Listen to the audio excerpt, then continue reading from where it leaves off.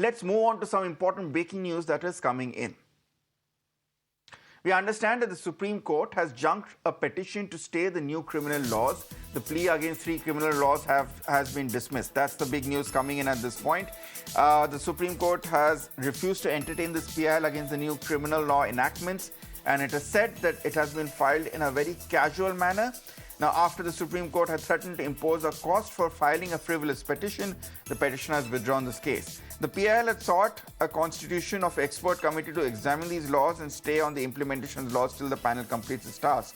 The PIL said that all 3 criminal laws were passed and enacted without any parliamentary debate and at a time when most of these MPs were under suspension. Let's go across to my colleague Harish, who's joining us live for more details. Harish, take our viewers through more details about which are these 3 criminal laws which the petition has been referring to and what were the Supreme Court's observations on the same.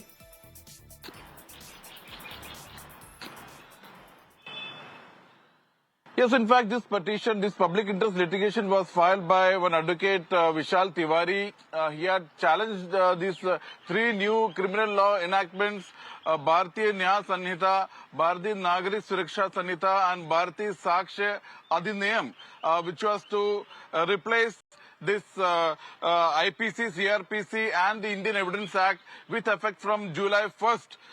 Supreme Court observed that there has not been any proper research and this petition has been filed in a very casual manner, and when the advocate Vishal Tiwari tried to argue, the Supreme Court said that if you argue this case, we will impose heavy fine, heavy cost.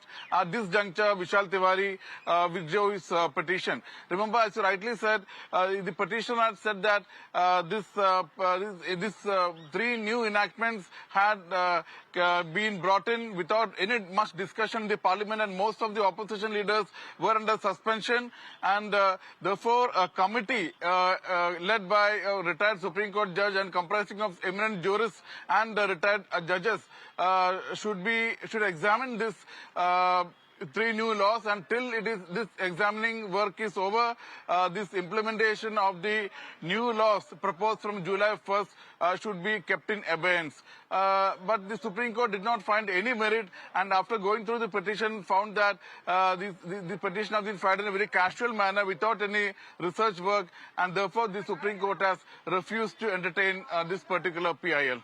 Back to you. All right, Harish, thanks a lot for joining us with those details. These 3 laws, remember, come into force in July.